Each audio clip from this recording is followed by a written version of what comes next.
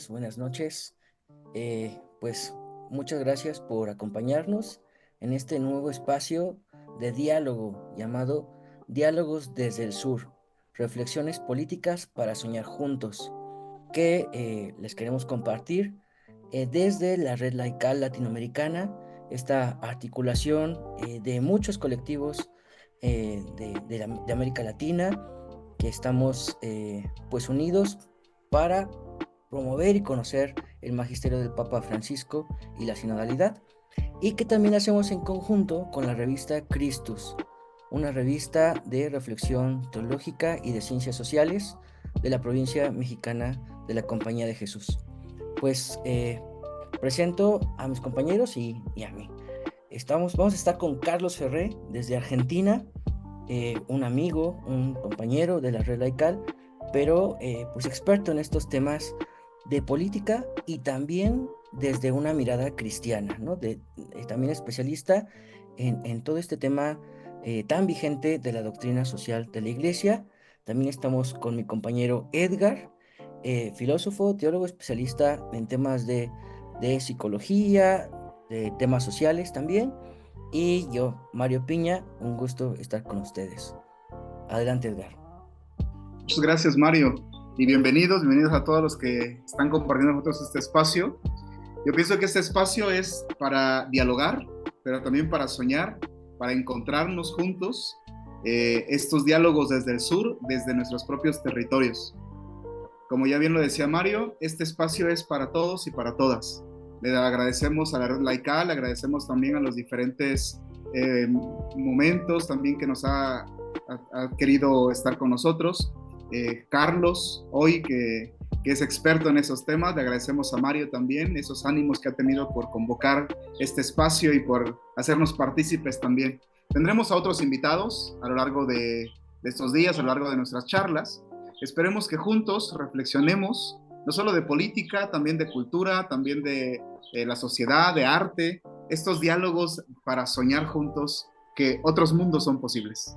Les damos la bienvenida a este espacio y pues bueno, pues adelante, Carlos.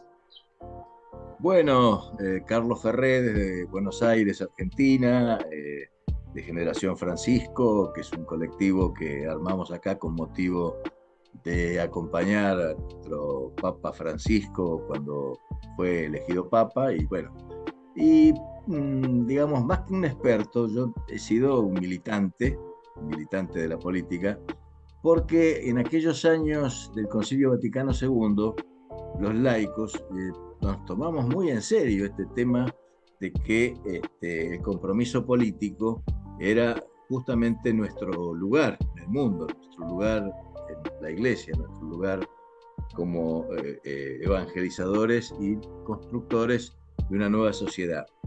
Entonces, en realidad ha sido mi vocación y bueno, lo que voy a tratar es de aportar, digamos, alguna experiencia en este sentido, pero vamos a tratar también de incorporar a otros amigos que han tenido esa misma experiencia o que la tienen hoy, más jóvenes, ¿no es cierto? Porque me parece importantísimo en un momento donde la política es vista desde una manera bastante deficitaria desde el punto de vista de su aprecio, digamos, ¿no es cierto? Que las democracias están debilitadas. Me parece realmente importante estos diálogos para empezar a comprender qué es lo que pasó, qué es lo que pasa y qué es lo que puede llegar a pasar si asumimos ese compromiso. Y la verdad que empecemos desde México y desde Argentina, me hace acordar a un sueño que teníamos, y con esto termino esta parte, a un sueño que teníamos hace muchos años en una reunión donde había también gente de distintos puntos de América Latina, en Buenos Aires, y dijimos, bueno, nos parece que una cuna se está amacando entre Guadalupe y Luján. Ojalá que esa cuna que se amaque entre Guadalupe y Luján nos ilumine para decir algo que le sirva a todos los que nos ven, nos escuchan. Muchísimas Así que gracias. Mario, vos sos el que conducís. Sí, claro, en esta primera ronda que estamos haciendo de presentación de este espacio, quiero añadir que nos comprometemos a que sea un espacio constante, permanente de reflexión y de diálogo, Y creo que eso lo podemos hacer, extender el diálogo con quienes están interesados, quienes lo están viendo y quien quieren participar y compartirnos sus opiniones, sus reflexiones, sus preocupaciones, los compromisos que están trabajando a partir de las redes sociales, ¿no? Lo vamos a compartir en un canal de YouTube y por el que lo están viendo, y vamos a estar muy atentos a sus comentarios que hagan desde la página de YouTube o en las páginas donde se comparten. Por ejemplo, ya lo decíamos, en alianza con la revista Christus de la provincia mexicana de la Compañía de Jesús, que también está en colaboración con el ITESO, la Universidad Jesuita de Guadalajara. Pues me parece clave todo lo que vamos diciendo, ¿no? En esta introducción a este espacio. Sobre todo vendrá una larga discusión, un largo diálogo sobre aclarar a qué nos referimos con política.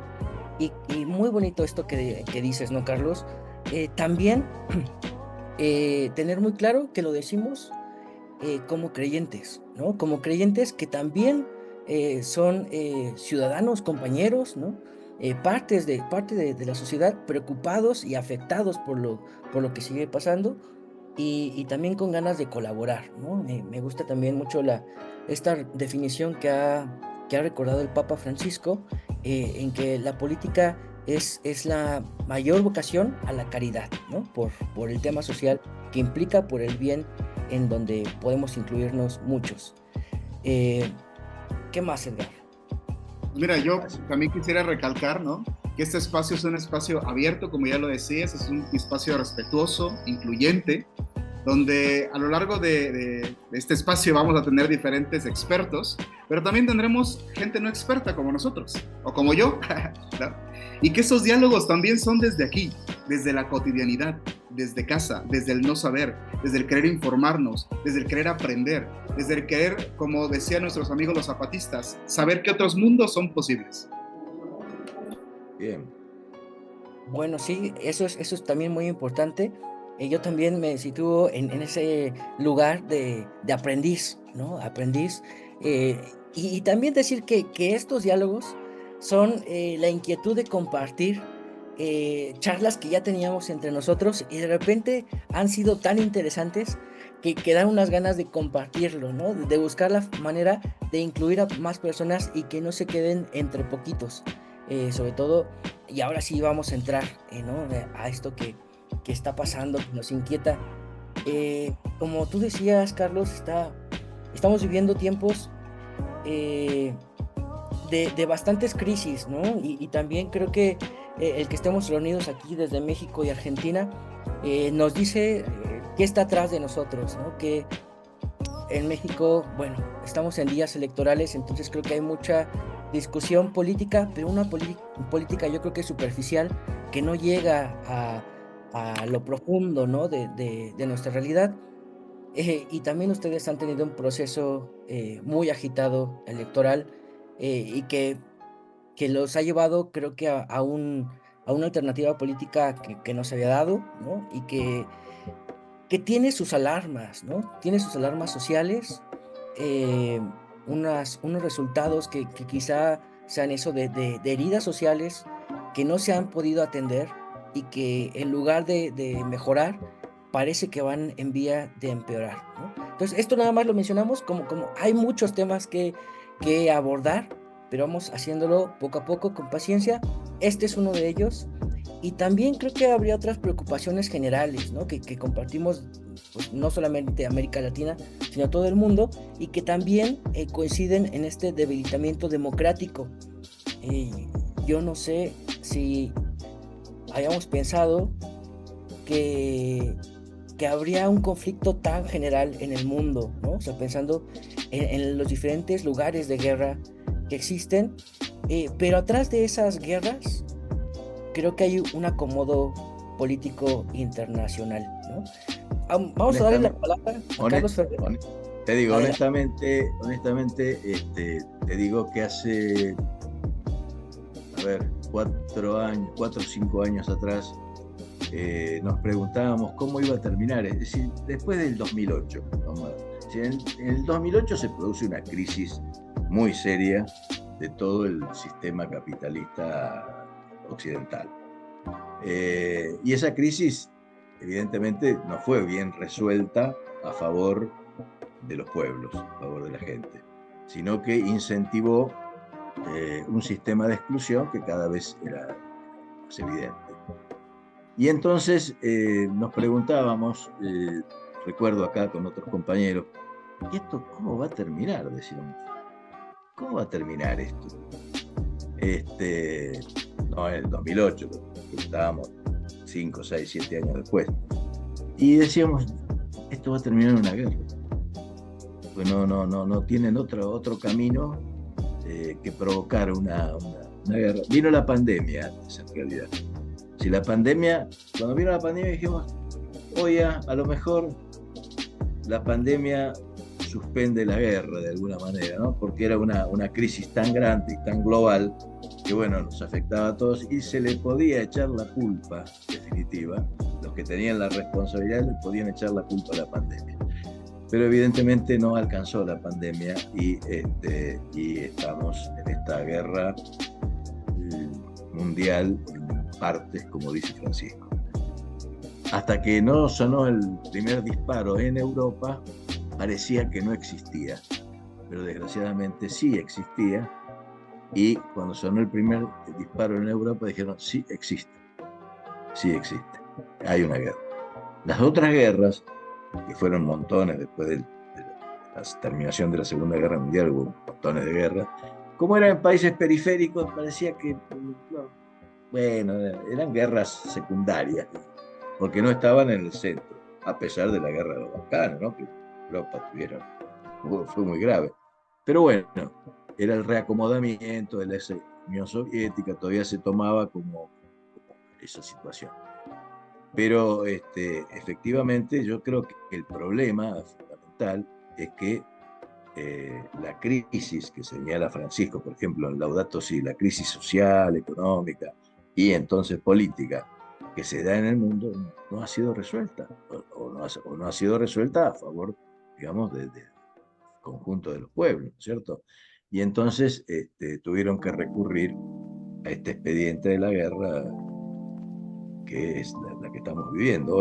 Justamente hoy, estaba comentando, ha habido un atentado importantísimo en Moscú, 40 muertos ya en una sala de conciertos, explosivos, se derrumbó el techo, una calamidad, ¿no? Como tantas otras. Pero bueno, evidentemente esto no para. Entonces, yo creo que esto entonces sí tiene que ver con lo que pasa, digamos, después, independientemente de la guerra, lo que pasa en distintos países, ¿cierto? Porque yo creo que lo que no se resolvió, sino que se incentivó, fue el sistema de exclusión.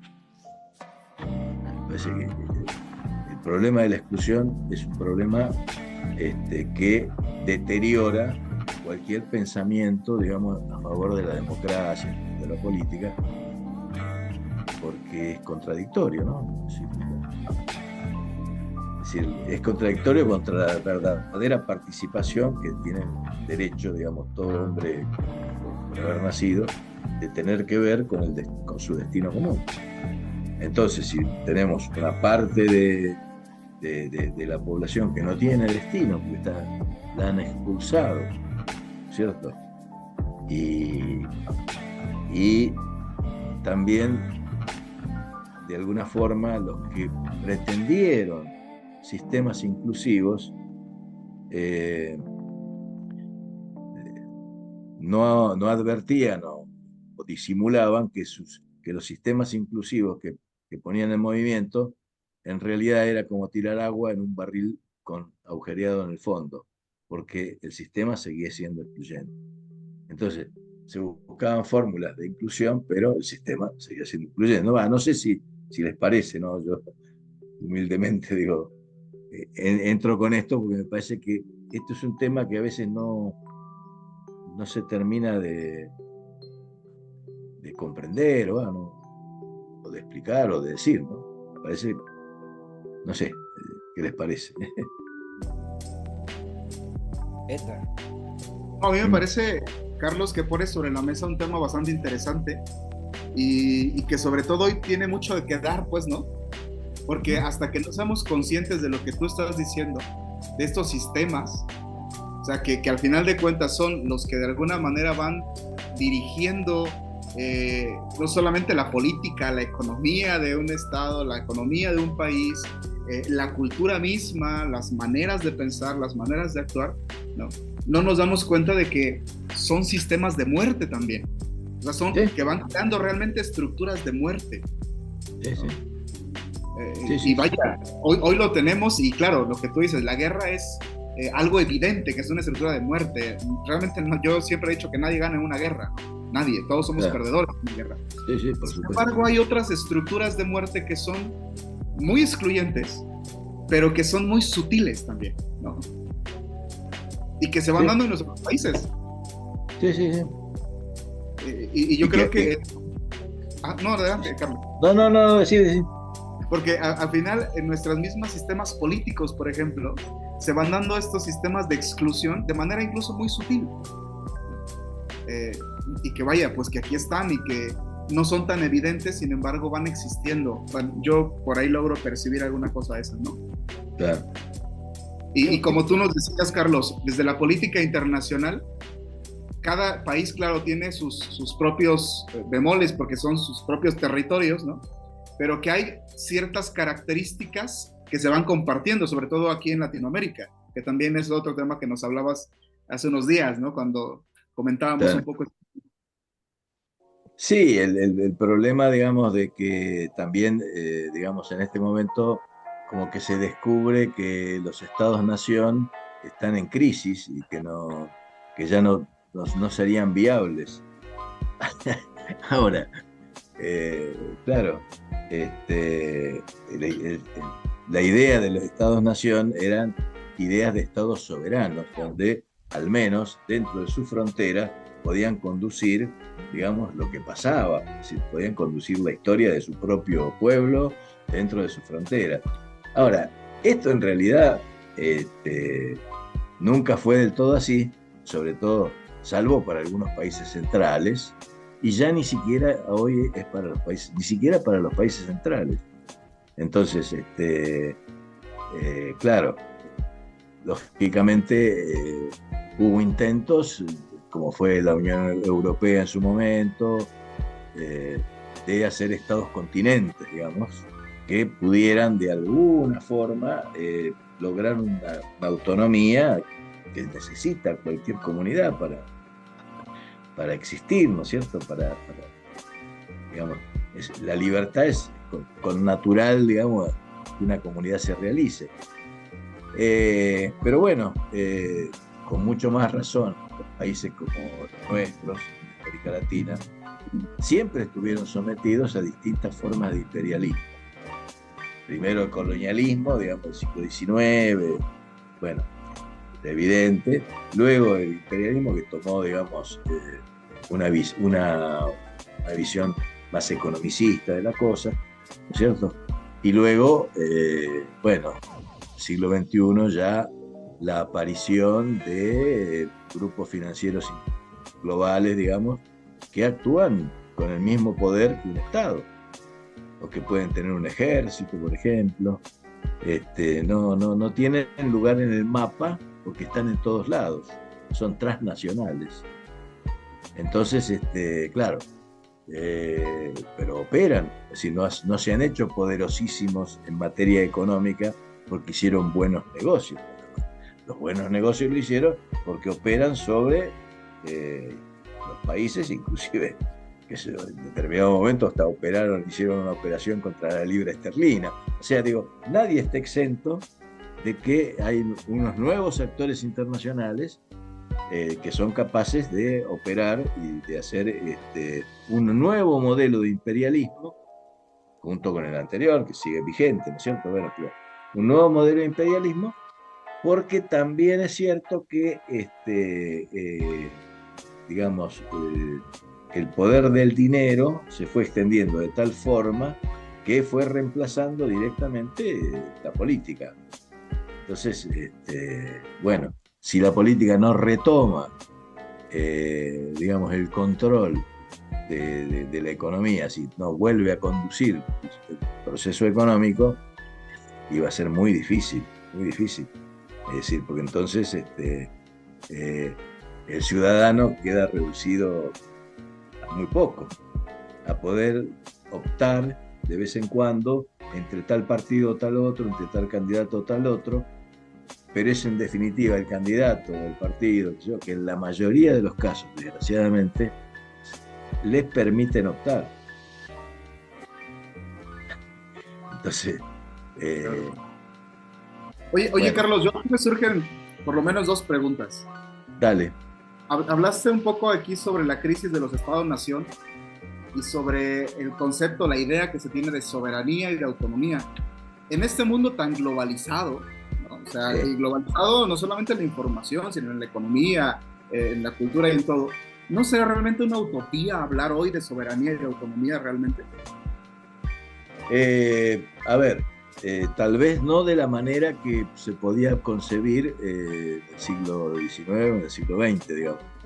Pero si las comunidades nacionales o las que sea, digamos, las comunidades políticas, no pueden conducir su propio destino y son dependientes, entramos en una situación donde prácticamente estamos en una situación de vasallaje, ¿no es cierto? Es decir, o se respeta, digamos, así como se respetan los derechos humanos, digamos, los derechos individuales, los derechos del hombre, de la misma manera hay que respetar los derechos de los pueblos. Es decir, en ese sentido, la doctrina social de la Iglesia ha sido siempre clara. Es decir, no solamente digamos, los derechos de los individuos, sino los derechos de los pueblos, porque los individuos por sí solos no existen, digamos, tienen que vivir en una comunidad, y para que esa comunidad, digamos, sea una comunidad de hombres libres, también esa comunidad tiene que tener grado de libertad, grado de autonomía, y no estar sometida.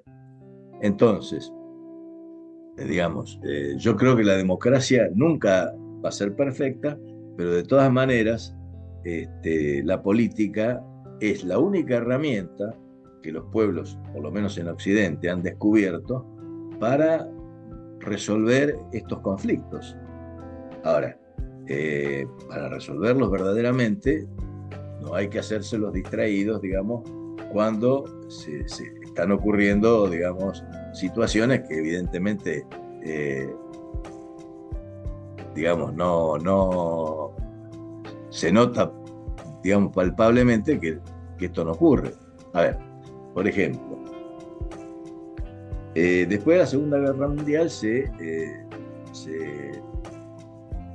digamos, se forman, aparte de los dos bloques, etcétera, se forma un organismo como el Fondo Monetario Internacional.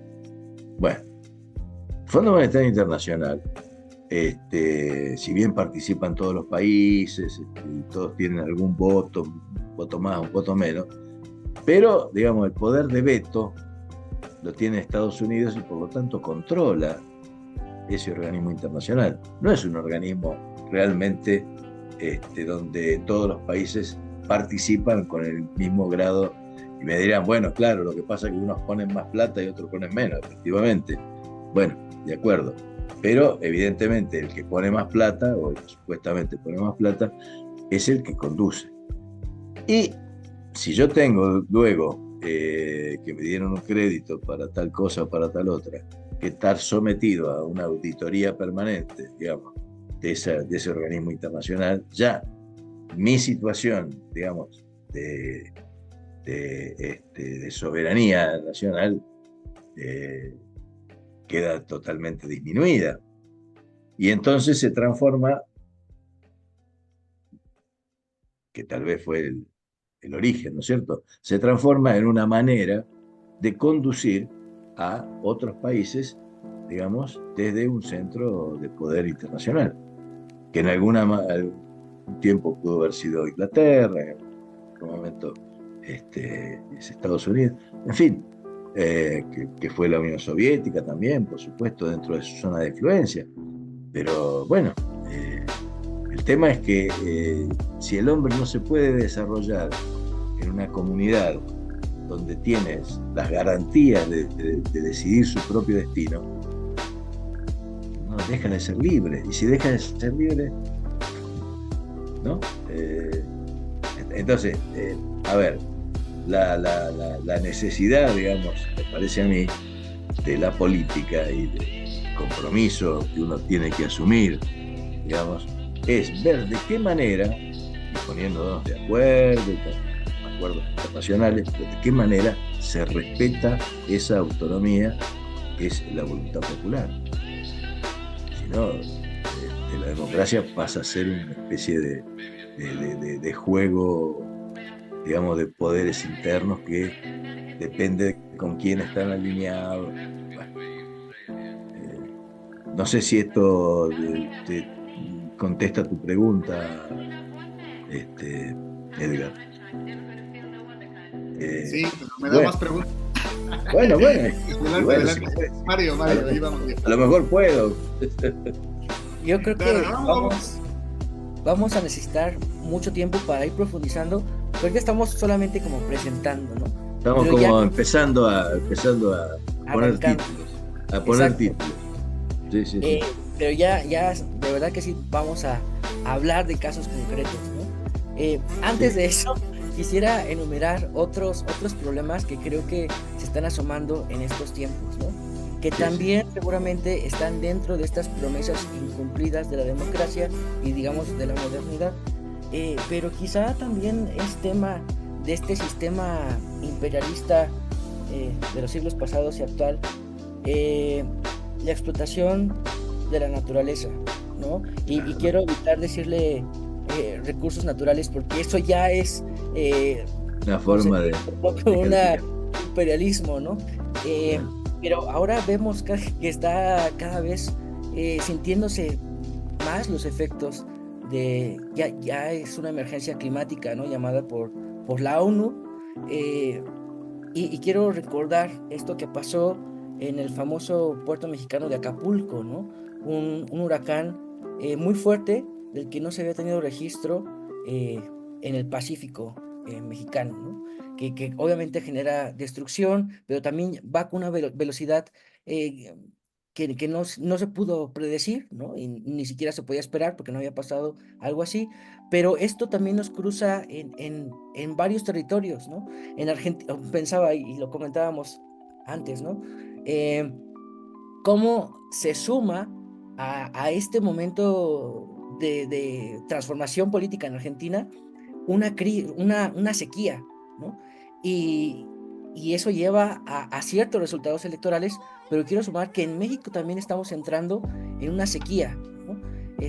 También con la amenaza de que en otros lugares va a haber inundaciones, en fin, estamos en ese tema, es uno de los que se asoman, pero quiero mencionar otros dos. El papel de la mujer, ¿no? Eh, Apenas estamos en marzo, ¿no?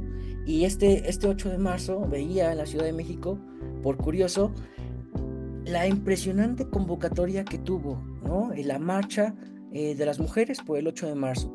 Y esta es una manera en que se expresan inquietudes sociales, pero que están presentes en muchos otros espacios, ¿no? De nuestra vida. Sumo otro también, la discusión que se genera de inclusión, pero también de exclusión reforzada de la diversidad sexual, ¿no? En todos los aspectos. A nivel social, jurídicamente quizás se van integrando en la legalización de la pareja de convivencia y quiero aplaudir y celebrar que el Papa se sume a las autoridades que piden un reconocimiento a favor de los derechos de las parejas de la diversidad sexual, porque eso les permite acceder a ciertos derechos sociales, ¿no? Y eso creo que también nos ayuda a ver un poquito más ampliamente esta cuestión. Eh, y ya llevo estos tres temas, pero quizá otro en el que quiero aterrizar es que todas estas crisis que hemos dicho también tienen su lugar en la Iglesia Católica, ¿no? Creo que incluso nos hemos conocido a partir de una convocatoria que no había existido, ¿no? La primera Asamblea Eclesial de América Claro. Latina y el Caribe, y que después se tuvo que sumar en breve a la convocatoria. Decían, nunca en la historia de la humanidad había existido una convocatoria tan amplia para el diálogo y en otras palabras, digamos, para un lugar democrático, que ya entendemos que si no busca ser democrático, pero sí de encuentro y de diálogo, de hablar nuestras preocupaciones y diferencias, ¿no? Entonces, lo tengo que decir, fue un punto muy ambicioso, pero también que hasta ahora no logró, yo creo que las expectativas mínimas de convocatoria, aunque ya estamos atentos a octubre, que será la segunda sesión del Sínodo de Roma, y que será un punto importante, pero aterrizando también todas estas crisis que hemos hablado en la Iglesia Católica, como un momento para revisar el presente, el pasado y la guía, la ruta hacia el futuro, y también considerando algo muy importante, que por primera vez tenemos un papa latinoamericano, ¿no? Ya tenemos 11 años con un papa argentino, latinoamericano y jesuita, ¿no? Entonces, eso nos hace ver que las cosas indudablemente se están transformando, requieren revisión. Yo quiero preguntarte, Carlos, ¿cómo ves este momento de transformación en la iglesia? De transformación en la iglesia. Bueno, a mí me parece que cuando Francisco dice que el tiempo es superior al espacio, él lo aplica, ese principio, en forma permanente. Yo creo que lo que ha hecho Francisco a través de estos 11 años es abrir procesos. Abrir procesos, abrir procesos. Es decir, y lo primero que hizo fue justamente abrir la iglesia para que todos los bautizados se sintieran parte de él. Y esto me parece que, a ver, realmente es considerar la libertad de los hijos de Dios, digamos, de manera seria, ¿cierto? Decirles, son todos hijos de Dios, y son todos parte de esta iglesia y estamos caminando juntos y en definitiva cada uno hace lo posible y ve cómo mejor, digamos, practica su fe, o mejor tiene relación con la Santísima Trinidad, ¿cierto?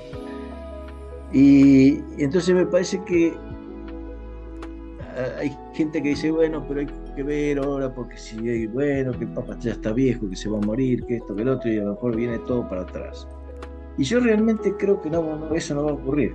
Es decir, yo en ese sentido tengo mucha esperanza, digamos, porque en la medida en que tal vez mucha gente pudo darse cuenta de que, digamos, cuando le querían poner una aduana dentro de la iglesia, estaba mal, y que ellos eran cristianos por derecho propio, porque el bautismo los había hecho cristianos, ¿cierto? Y que tenían derecho a opinar también, que se los convocaba para opinar, opinaran o no, los convocaban para opinar. Sí, me parece que entra en una dinámica exactamente contracultural a la dinámica que se está dando por la crisis que antes señalaba. Es decir, ojo, la sinodalidad es contracultural. Es decir, digamos, en un momento en que en la economía, en la ciencia, en la política, todo tiende a concentrar, que cada vez sean menos los que deciden, ¿no? Francisco dice, pone a la iglesia en estado de asamblea. Dice, bueno, vamos a decidir entre todos, vamos a hablar todos, y vamos a discernir después, lógicamente. Tampoco vamos a votar, o es una asamblea de sentido digamos, de un congreso. Pero sí vamos a hablar entre todos y vamos a pensar entre todos. Que es exactamente lo contrario a lo que el poder mundial en este momento proclama o hace, ¿no? Es decir, cuando uno ve, por ejemplo, en la economía cómo se van destrozando, digamos, las pequeñas empresas, las medianas empresas y aún las grandes empresas, por ejemplo, grandes empresas nacionales que son absorbidas por otra regional y grandes empresas regionales que son absorbidas por otras que son globales, Y dice, pero esto conduce a una concentración que es impresionante, ¿no? Bueno, y bueno, eso se traslada al mundo de la política. Eh, entonces, los que deciden son cada vez menos y las instituciones dejan de funcionar justamente por esa concentración. Dicen, pero ¿qué pasa con el Parlamento? ¿Pero qué pasa con la legislatura? ¿Pero qué pasa? Pasa que deciden dos o tres a lo sumo, a lo sumo. Y después se representa una escena casi guionada, donde, bueno, sí, se vota, mira, salió tal ley, pero la realidad no es así. La realidad es totalmente diferente.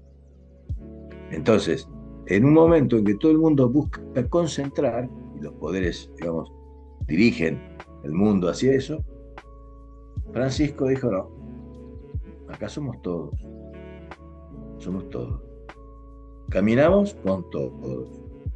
¿Tenemos derecho a ser evangelizados? Todos. Nos evangelizamos entre todos. Fíjate, esto es un mensaje que no es solamente para la iglesia desde el punto de vista religioso. Por eso digo que es un mensaje contracultural. Empezó una resistencia, Francisco. Cuando él plantea que este sistema no va más y dice, bueno, ¿qué hay que hacer? Dice Francisco en Laudato Si. Hay que hacer una revolución cultural. Ojo, es la parte que yo siempre que escucho hablar de Laudato Si, nunca escucho hablar de eso. Y me parece el corazón de Laudato Si. Hay que hacer una revolución cultural. ¿Y cómo se empieza? Con una resistencia cultural. ¿Y qué es una resistencia cultural? Hacer cosas contraculturales. Como por ejemplo decir, bueno, vamos a abrir las puertas de acá y vamos a dejar que todos opinen. Epa, es fuerte, ¿eh? Es fuerte. Bueno, y bueno, y después, qué sé yo, el siguiente documento, Fratelli Tutti, hasta da, digamos, una especie de camino, digamos, táctico de cómo se puede llevar adelante. Me parece maravilloso. El tema es que muchas veces nosotros, los que nos hemos dedicado, los que se dedican a la política, queremos recorrer atajos, es decir, no nos gusta el camino largo. Entonces buscamos atajos, y los atajos generalmente nos llevan a lugares equivocados. Los atajos nos llevan siempre a derrotas. Puede ser, a ver, a derrotas a lo mejor no en lo personal. Fulano de tal fue ministro, fue presidente, fue esto, fue embajador. Sí, está bien. En lo personal puede ser que el atajo te haya servido, pero en lo común, digamos, en lo que es de la defensa, digamos, los intereses comunes, no, normalmente los atajos no. Y lo mismo pasa en la iglesia. También hay gente que busca atajos. ¿Por qué no hacemos más rápido esto? ¿Por qué no? Y creen, por ejemplo, que si sacara una nueva constitución, un nuevo decreto, una encíclica que reordenara todo con eso, no, tampoco es cierto. Tampoco es así. Eso lo puedes hacer si sos un dictador. Si sos un dictador, bueno, aplicas la fuerza, decís, bueno, las cosas son así, y al que no le gusta, ¿no? Ahora, si realmente, digamos, tenés un espíritu democrático, tenés que, digamos, que hacer crecer esa idea y que se transforme en una norma constituida, pero que todos estén de acuerdo, o que todos, o la mayoría, digamos, que sea parte, digamos, de un proceso donde el hombre libre se sintió que era parte, que participó. Creo que eso es un tema fundamental, ¿no? No sé si, digo, esto se me ocurre, digamos así brevemente, ¿no? No sé, largamente, a la pregunta que vos hacías, ¿no? Pero, claro, entonces, claro, nosotros pasamos de una visión de iglesia que era, digamos, defensiva, estratégicamente defensiva, diríamos, desde el punto de vista político, encerrada, digamos, protegiéndose de la secularización, de esto, a una iglesia que sale a la ofensiva, digamos, que sale a... Y que por supuesto va a tener dificultades, sí, claro, pero está en otra dimensión. ¿Sí? Ahora, va a depender mucho de nosotros, ¿no? De los laicos, sobre todo, que asuman los compromisos, que asuman las responsabilidades que tienen. Yo creo que ahí eso es un tema, y a veces, bueno, no sé si, a veces veo como que todavía necesitan, digamos, de que, así sé que nos quejamos del clericalismo, pero después necesitamos que algún miembro del clero nos diga que está todo bien, y así no funciona. Es decir, si no asumimos la libertad de los hijos de Dios, bueno, no vamos a ser libres. Por decreto no vamos a ser libres. Somos libres porque Dios quiere que seamos libres. Ahora, si no la asumimos. Carlos, me parece que, así como decías, ¿no? Que el tiempo es mayor al espacio. Esto me gustó, ¿no? El poder acordar todos o la mayoría, ¿no? Y yo decía, eso es posible, o sea, en tanta diversidad, pero creo que en este otro principio que tiene el Papa, en que, ¿cómo es? El todo es mayor a la parte, ¿no? Claro, En un bien común, más allá, claro. como decías, de mi El bien todo es individual. superior, el todo es superior a la suma de las partes. Interesante, ¿no? El todo es superior a la suma de las partes. Había una imagen muy linda de un compañero acá de Buenos Aires, con el que dábamos doctrina social de la iglesia, y él decía que cuando por ejemplo, una comunidad se pone en situación de discernir algo, ¿no? Y pone la voluntad, digamos, de discernir comunitariamente algo, dice que es como que cuando los mineros llevan el foco, digamos, sobre la frente, ¿viste? Dice, con el casco. Y que todos, digamos, enfocan hacia un lugar, hacia el centro, ¿no? Donde está el tema que se debate. Y dice que, aparte, dice, se produce un resplandor adicional. Cuando las luces se juntan, se produce un resplandor adicional. Bueno, yo creo que eso es lo superior. Ese resplandor adicional es lo que, bueno, tal vez es la presencia del Espíritu, ¿no? Eh, entonces, pero se produce por esa voluntad de discernir entre todos. Y no todos opinan lo mismo, y no todos van a estar de acuerdo en todo, pero es que hay como algo que, digamos, que se produce en ese discernimiento, que es esa luz adicional que ilumina, que es otra luz. No sé, es una linda metáfora tal vez, pero a mí me ayudó mucho a darme cuenta si, qué quería decir esto, que el todo es superior incluso a la suma de las partes. Así que no es un problema meramente matemático, Carlos, sino yo que, también quiero decir que de repente emocionan hablar de esto, ¿no? Y pensar que puede ser realidad o de que ya empezó a ser realidad desde varios puntos históricos, ¿no? O sea, tú mencionabas el Concilio Vaticano II, que produjo una transformación, un compromiso, pero digamos que de repente dicen, ¿no? Llegó un invierno eclesial, ¿no? Pero creo que no solo fue eso.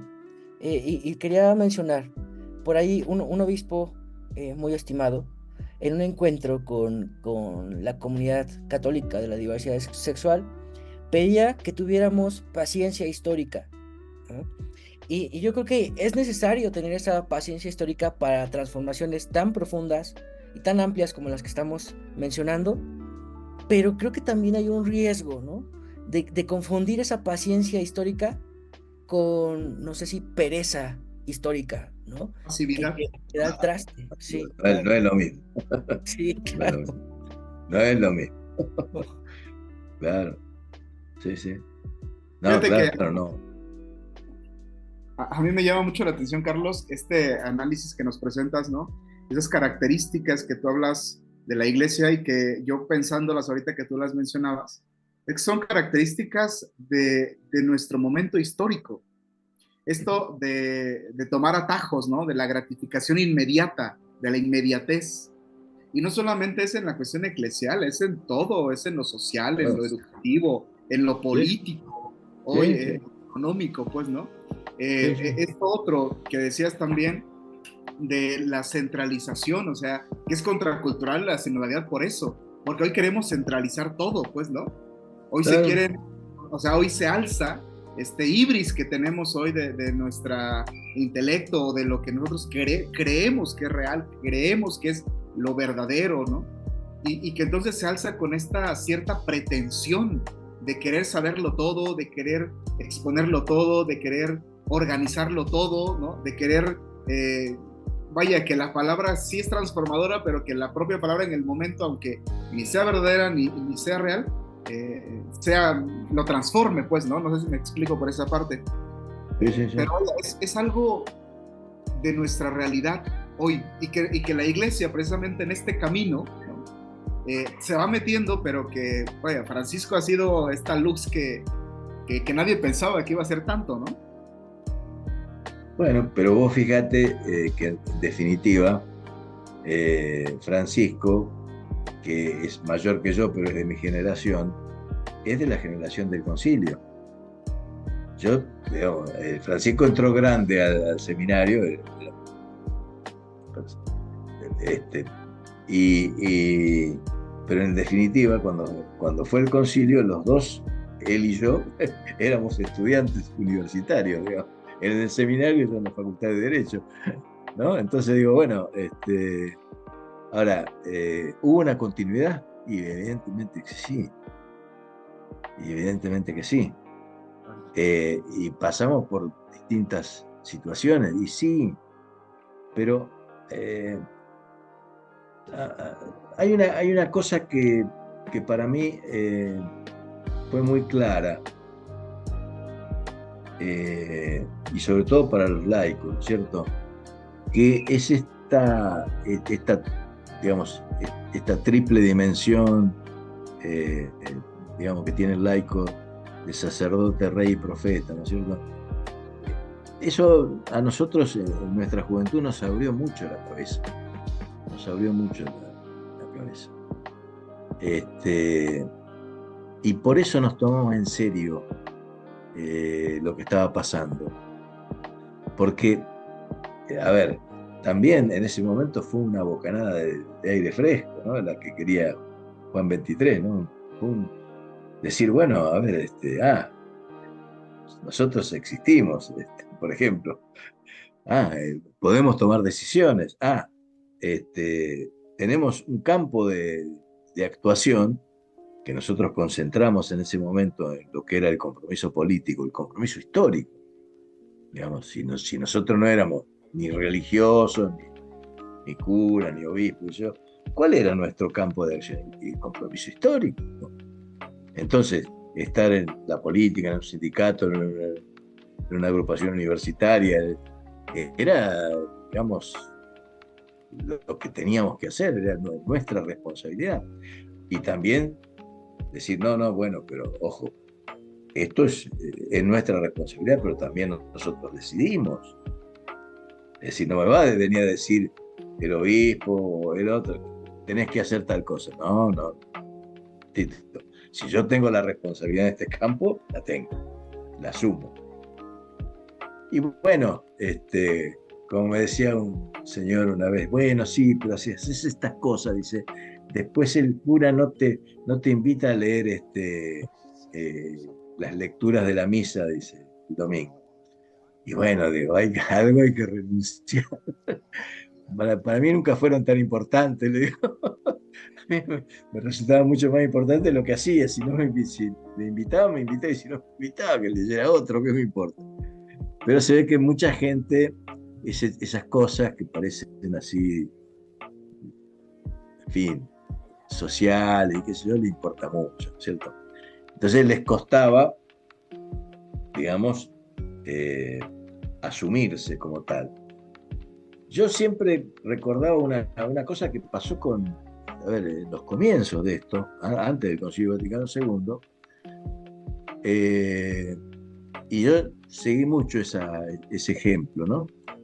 Eh, en general, la Iglesia no estaba demasiado de acuerdo, en Europa no estaba demasiado de acuerdo con el sistema democrático porque había que elegir y era minoría. Bueno, y en Italia había una elección que era fundamental. Y Pío XII no quería que fuera, es decir, no quería que fuera el Partido Demócrata Cristiano en elección. Y De Gasperi, que era el líder, ¿no? Pensaba que sí. Y se produce, eran muy amigos, muy bien, se llevaban fenómenos, pero bueno, se produce una discusión. Y De Gasperi no afloja. Y dice, vamos a elecciones, vamos a ganar. Pero vamos a elecciones. Bueno, tú tenías razón, De Gasperi. Pero vamos a suponer que no hubiera tenido razón. Digamos, asumió lo que a él vocacionalmente le tocaba. Y ni siquiera el Papa le podía decir, no, eso no lo hagas, porque no conviene, porque tal cosa. No.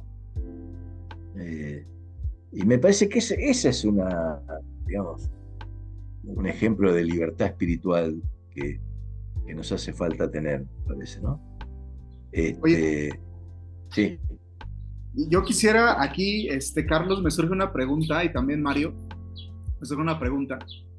Y es que tú nos estás compartiendo tu experiencia después del Concilio Vaticano II, hace 50 años, un sí, poco, ¿no? Por ahí.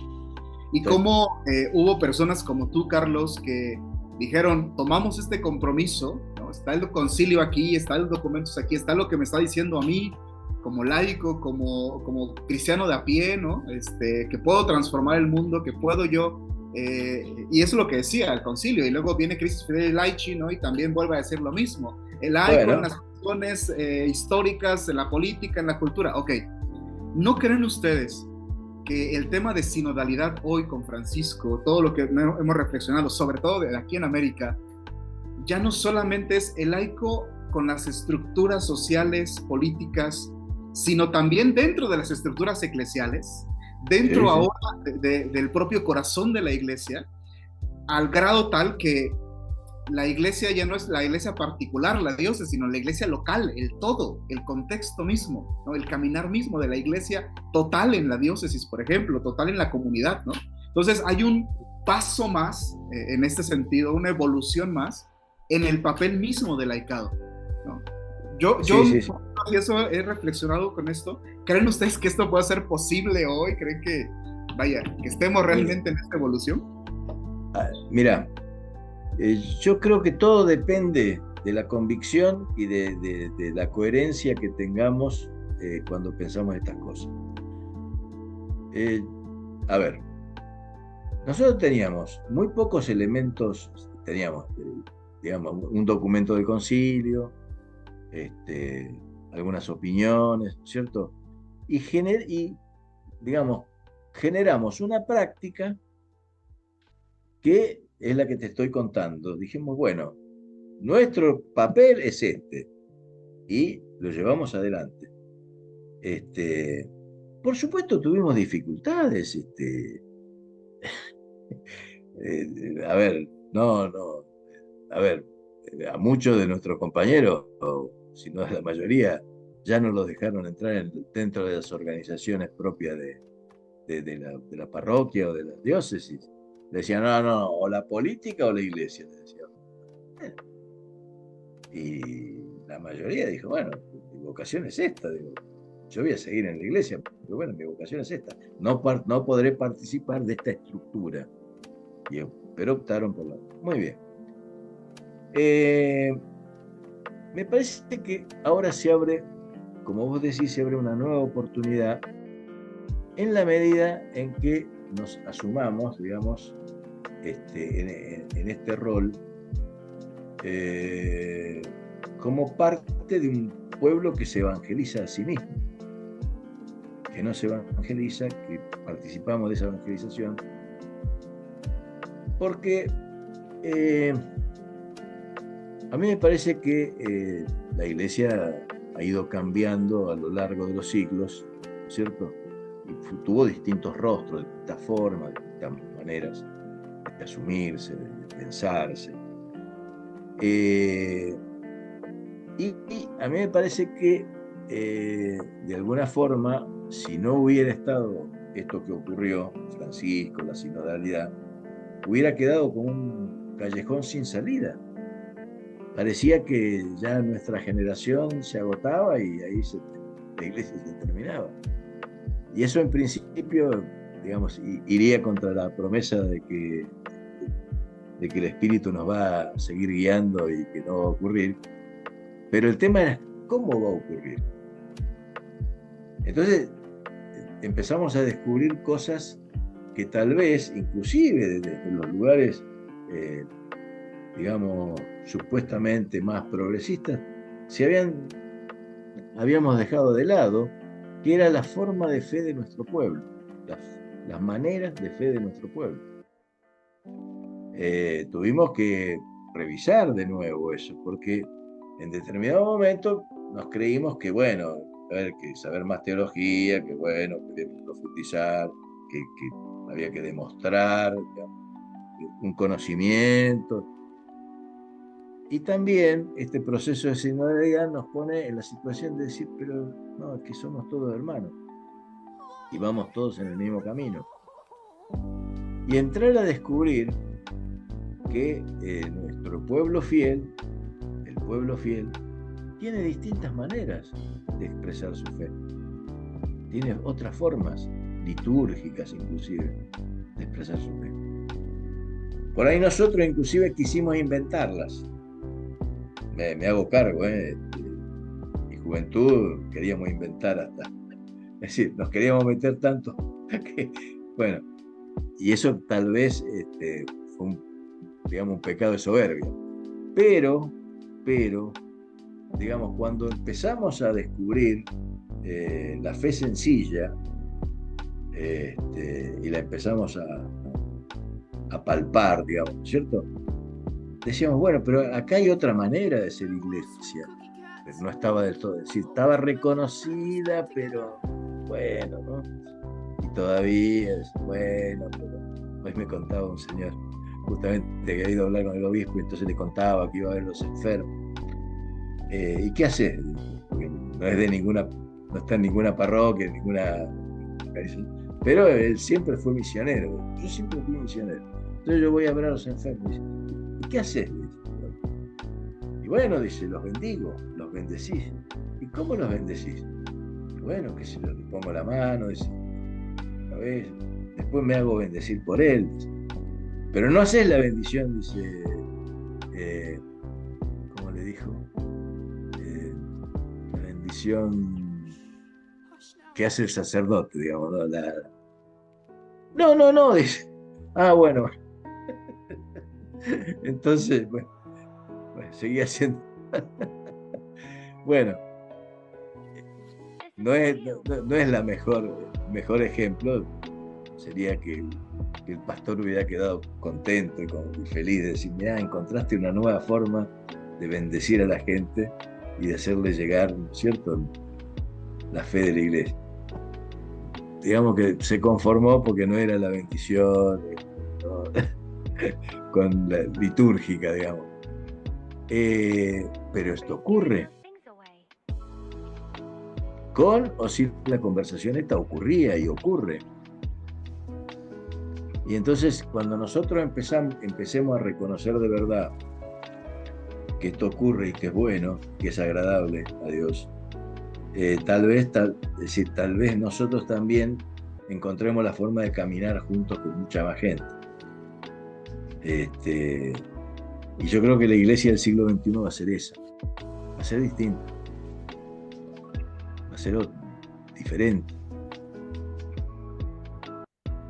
pero bueno, iremos viendo, ¿no? Carlos, bueno, ya para quienes nos acompañan, se darán cuenta de que disfrutamos platicar, ¿no? Entonces, creo que podríamos alargarnos mucho, Después, pero, la próxima vez voy a preguntar yo, ¿eh? perfecto. Pero, Carlos, bueno, yo quiero hacerte una pregunta porque recordaba el testimonio que hacía un fraile obispo muy querido en México, Raúl Vera, desde Ajá. los más progresistas, ¿no? En México, o tal vez el único, último que queda.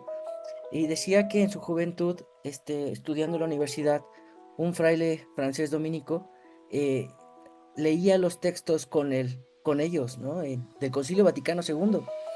Y que Ah, eso los despertó tanto que sus compañeros universitarios, o sea, varios entraron con los frailes dominicos, pero eran ah, tan críticos que fueron un problema para la orden dominica y tuvieron que dividirlos y mandarlos a diferentes lados porque no los querían juntos, ¿no?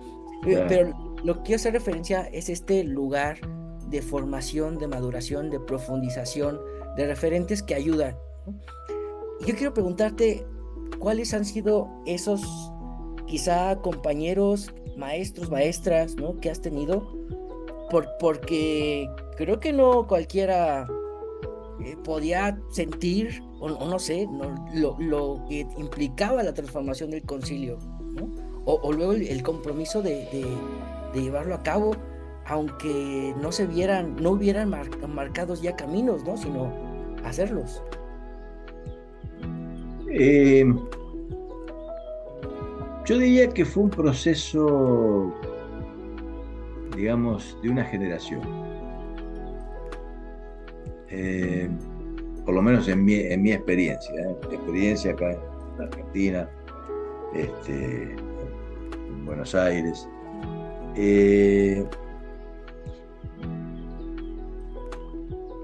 mm, yo no te podría decir que hubo maestros, eh, seguramente, es decir, inclusive los hubo y a lo mejor los conocimos más tarde,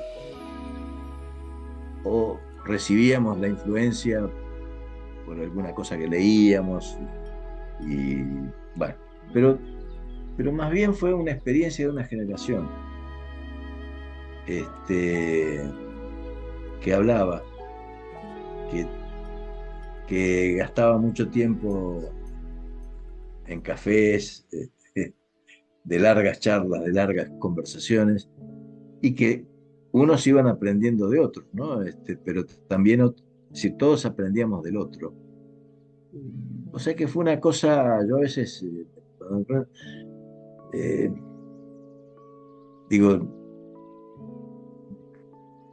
es más,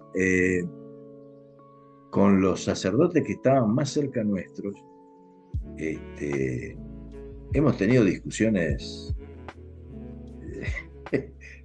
fuertes, este, porque, por ejemplo, era lógico, si no se podía cambiar la forma de ser de un día para el otro, por más que uno pensara cosas diferentes, digamos, o que tuviera un pensamiento más avanzado, lo que sea.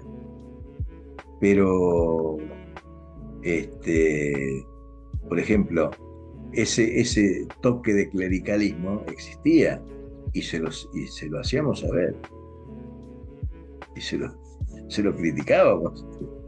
¿No es cierto? Qué sé, no sé, la verdad que no, digamos, fue un proceso muy lindo, este, donde íbamos tomando la experiencia, digamos, con la experiencia, y fuimos sacando experiencia de otra gente también, porque esto fue lo que, a ver, ¿para qué nos sirvió eh, el compromiso político, sindical, o qué sé yo? Porque nos abrió al mundo también. Es decir, sobre todo a los que estaban más vinculados a la institución eclesial, vieron otra realidad. Es decir, a ver, qué sé yo, por ejemplo, a ver, éramos estudiantes universitarios, bueno, de una universidad pública, pero en el fondo éramos protegidos, vivíamos dentro de un mundo protegido, digamos. Haber ido, por ejemplo, al puerto a acompañar una huelga de los portuarios, compartir su comida, compartir su conversación, nos abrió la cabeza.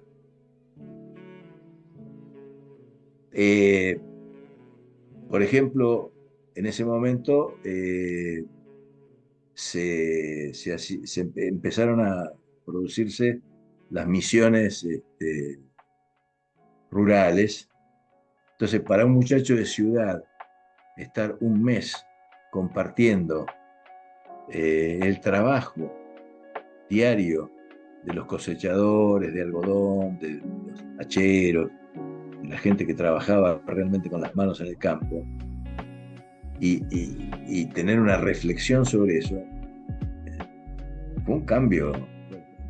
Eso fue lo que produjo que, por supuesto, habremos sacado. A ver, yo no digo que fue perfecto, que algunos sacamos conclusiones a lo mejor equivocadas. Todo eso es posible, porque la vida es así. Pero fue un proceso, ya te digo, de una generación que salió al encuentro de la vida, de la historia.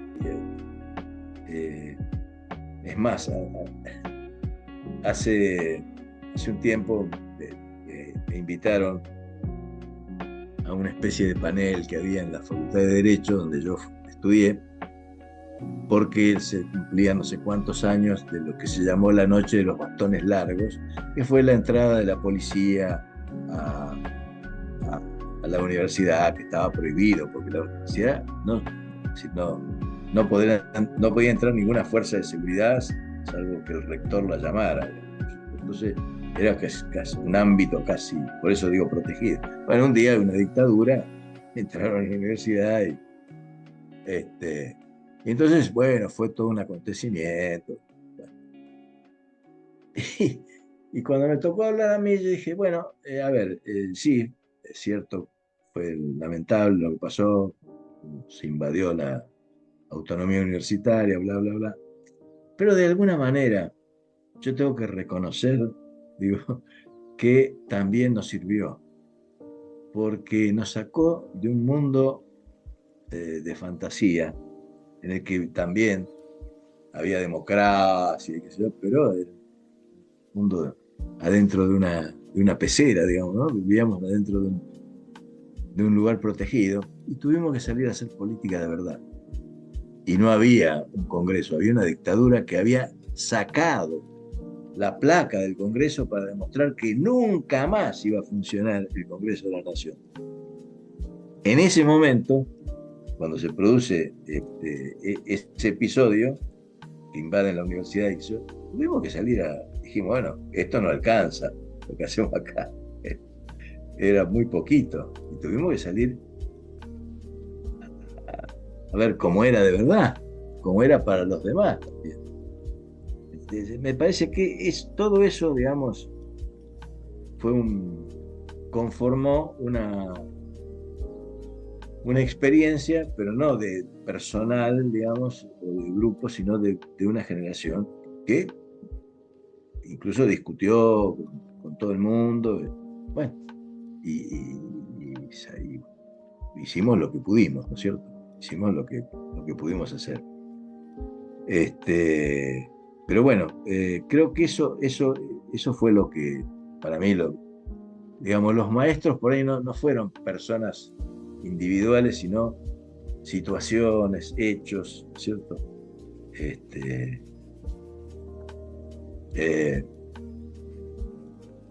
Qué sé yo, por ejemplo, en un lugar, en un sistema donde no se podían hacer reuniones públicas, tuvimos que entrar en la casa de personas que no conocíamos, que nos prestaban la casa para hacer una pequeña reunión política.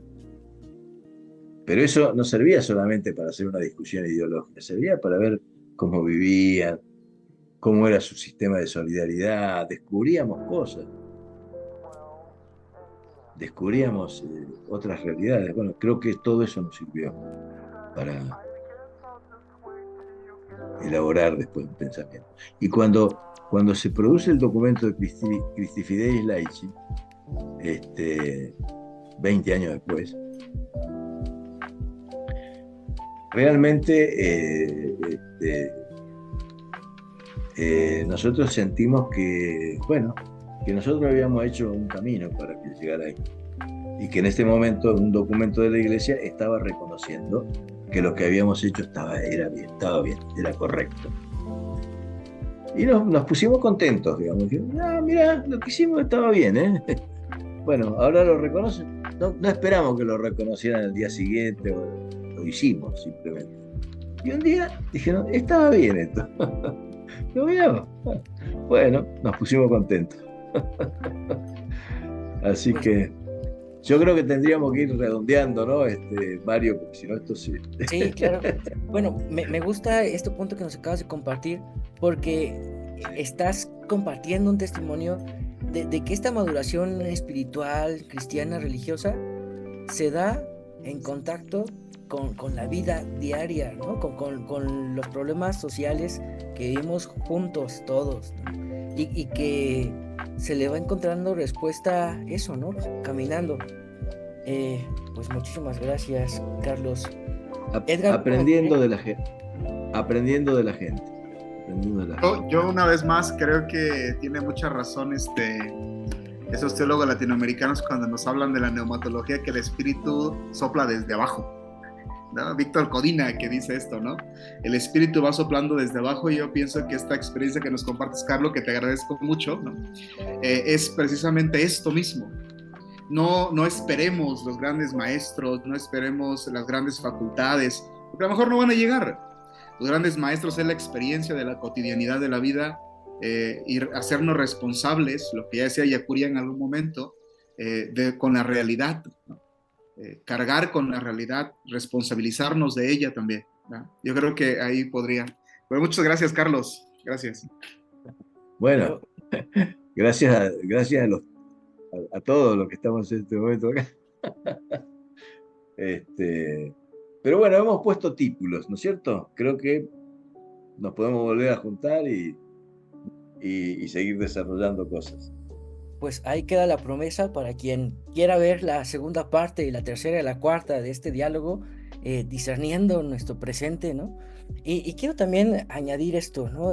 Fíjate que a mí algo que me impactó personalmente y diría hasta espiritualmente fue ver también las marchas del sindicato de electricistas, ¿no? Ahora que hablabas también de sindicatos, hace algunos sexenios despidieron a todos el organismo encargado de la electricidad del área metropolitana. Y es Sí, impresionante, o sea, aunque sean manifestaciones de mujeres feministas, de indígenas, de obreros, pero cómo hacen vibrar incluso las calles, ¿no? Con sus peticiones. Y ahora que decías eso del espíritu, ¿no? Sopla desde abajo, sopla, sopla desde abajo y desde los lados y desde las calles, ¿no? Pero de manera tan concreta que se siente vibrar la tierra, ¿no? La tierra y los edificios, ¿no? sí, sí, Eh, sí. pues bueno, Así es. un gusto. Gracias, Carlos. Gracias, Edgar. Y No, pues, gracias, no, gracias. Gracias a que estemos juntos y podamos conversar y sigamos Bueno, pues conversando. claro que sí, los esperamos la próxima en estos diálogos desde el sur. Pero muy bien. Adiós.